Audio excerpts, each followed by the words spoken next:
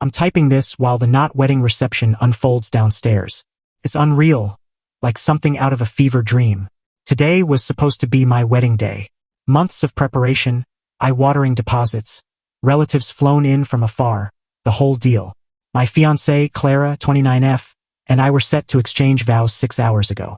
I was in my suit, nerves buzzing but thrilled, when my phone pinged. I thought it was a sweet last-minute message from her. Instead, it was a gut punch. Elliot, I'm so sorry. I can't go through with this. I'm done. I'm done. Like some old-timey rejection letter. I reread it, the room spinning. Done. Minutes before the ceremony. My first instinct was oddly practical. The crowd waiting, the venue secured, the open bar ready to flow. My best man, Nate, noticed my face and asked, Elliot, you good? It's time. I showed him the text. His eyes went wide. No way. Something in me snapped into focus. The pain was there, heavy, like a stone in my chest, but I went calm, almost too calm. I found the officiant, a gentle older woman looking confused by the hold-up. Small change of plan, I said, my voice eerily steady. Then I stepped out alone to where we were meant to stand together. The guests were murmuring, some worried. I grabbed the mic, cleared my throat. Thank you all for coming, I began. The room hushed. There's been a shift. 5 minutes ago, Clara sent me this. I paused, scanning the faces, my family, her family, our friends. It reads, Elliot, I'm sorry. I can't go through with this. I'm done. Gasps erupted. A few shocked cries from her side. My sister looked ready to collapse. I pressed on, voice level. So there's no wedding today. Clara made her call. I let that land. But, I said, raising my tone slightly, everything's paid for. The bar's open. The food's ready. The band's here. So tonight, we're not celebrating a marriage. We're celebrating truth, even when it stings. We're celebrating narrowly escaping a disaster. And we're celebrating the support of everyone here. I lifted my water glass, booze felt risky for now. To sidestepping disaster. Dead silence for a beat. Then Nate started clapping. My family followed. Slowly, others joined. Though Clara's parents and her brother, Mark, stormed out. About a third of the guests slipped away soon after, uneasy. But the rest stayed.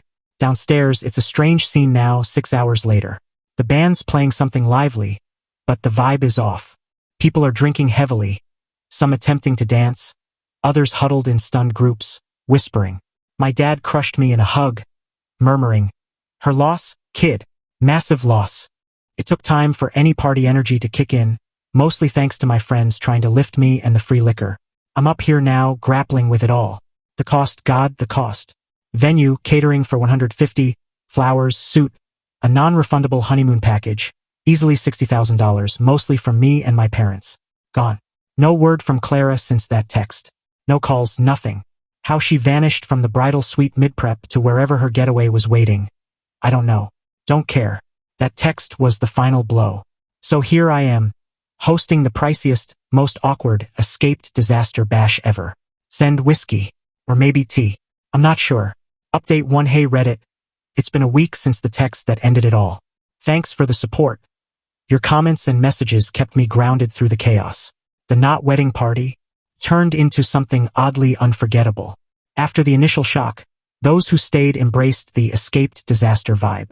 My friends were incredible, keeping me surrounded, making sure I didn't spiral. There were toasts, some fiery, some heartfelt. By the end, it felt strangely freeing, like a weight lifted. The aftermath was messy. Explaining to vendors why the bride was a no-show was tough, though most were kind once they heard the story. Small-town gossip helped spread the word. Still out that brutal $60,000. We're returning gifts, especially from her side, and donating what we can't.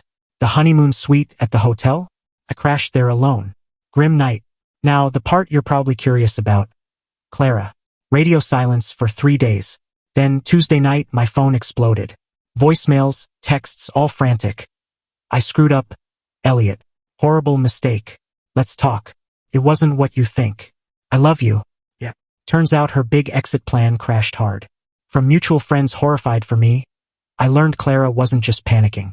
She left for someone else. Some guy named Travis. Older, flashy vibe. Promised her a dream life.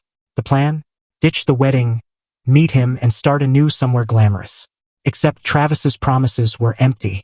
He expected her to fund their new life, banking on her securing me as a fallback for future payouts. When the wedding imploded and no payout was coming, Travis bailed, leaving her stranded at a rest stop 2 states over by Wednesday, per one source. Rough. Then came the desperate calls. I picked up one out of curiosity. "Elliot? Thank God," she sobbed. "I messed up. It was the pressure, the nerves. Travis was nothing. We can fix this. Reschedule. Say I had a breakdown. The nerve. Thinking she could just slide back in after blowing it all up. Clara," I said, voice flat, "you texted me I'm done minutes before our wedding. You had a bag packed and a guy waiting. There's nothing to fix. We're finished." "No, don't say that. It was a mistake. I love you." More tears. "Your choices said otherwise. Travis didn't pan out, so now you want a safety net?" "No. But what do I do? Where do I go?" The panic was real now. "That's your problem, Clara. Not mine." I hung up, blocked her. Then her brother Mark called, furious. "How dare you shame her like that? Announcing her text? Throwing a mockery party?" She was overwhelmed. "Mark," I said, exhausted. "She dumped me via text minutes before the ceremony to run off with another guy who ditched her. Sharing her words was honesty, not shame. The party happened because it was paid for. She caused this, not me. You should have protected her. Forgiven her. Forgive her for planning to abandon me at the altar? Protect her from her own actions? Are you serious? She's not my responsibility." Blocked him too. I sent her stuff, which she'd moved into my place, to her parents via courier. No way was I facing her again. The honeymoon, that $18,000 Maldives trip, part of the $60,000 loss, is non-refundable. The agency said I can swap the second guest or get travel credit. I'm thinking it over. This week aged me, but I feel freer. Definitely dodged a disaster. Update 2 a month out from disaster day. Things got messy, then calmed into a new kind of irritating. Gossip started swirling, fueled by Clara and Mark. Suddenly, I'm the villain, too controlling, pushed her too hard, maybe even canceled the wedding to frame her. Her text? Allegedly misunderstood or sent under stress. Some of her distant cousins and friends bought it. Lost a few social media connections. Whatever. I didn't fight it publicly. To anyone who asked, I said, "She texted I'm done minutes before the wedding and left for someone else." That's the truth. Showed the text to a few who needed proof. Most saw through her story. Then came the demands. Messages from new numbers, emails, even a note from her mom. They wanted reimbursement for Clara's wedding planning effort. Money for her stuff which I'd already sent back. Half the value of the returned or donated gifts. Mark even said I should cover Clara's therapy for her trauma from this mess, her mess. The entitlement was staggering. They genuinely thought I owed her comfort and cash after she tried to leave me at the altar. I got a lawyer to be safe. He chuckled at their claims. Confirmed Clara had no legal ground. I sent one response through him. Elliot considers this matter closed. Clara ended the engagement and wedding. No compensation is owed. Further demands will be treated as harassment. Blocked the new contacts. Now, the good part, the unintentional payback. It wasn't about hurting her. It was about taking back what she discarded and not letting her choice ruin me. That $18,000 Maldives trip Clara obsessed over? Non-refundable, but I could change the guest or take credit. Letting it go felt like letting her win. So I called Nate.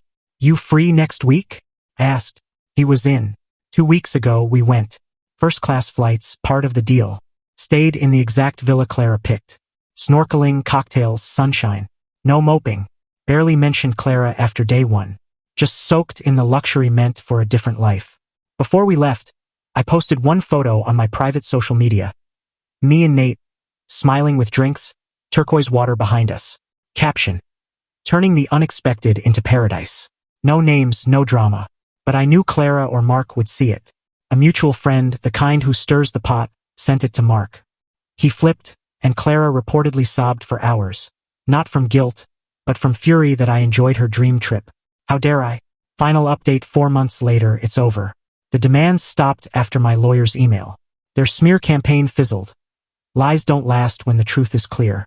Clara's story? After Travis bailed, she crashed with Mark, expecting him to bankroll and coddle her. No job, constant whining, treating his place like a free ride. He kicked her out after 2 months. She's back with her parents now.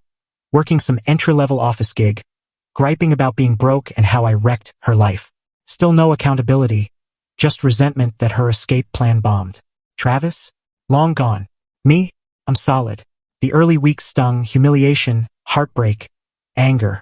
But that bizarre not-wedding party set the tone. My people showed up for me. The Maldives trip with Nate was a game-changer, a way to salvage something good from the ruins. The $60,000 hit hurts, but it's just money. I kept my dignity and freedom from someone who never valued me. Worth it. The payback wasn't about cruelty. It was about showing my life didn't stop, maybe even got better without her. That photo of me and Nate in paradise? It wasn't a jab. It was proof I moved on. Clara didn't just lose a partner. She lost the cushy life she took for granted, and her backup plan was a mirage. That emptiness she's feeling? She created it. I'm back to work, hitting the gym, hanging with friends, even dipping into dating again. Nothing heavy, but it feels nice to be open. My place is mine again. Clara wanted out. She got it in the most self-destructive way possible.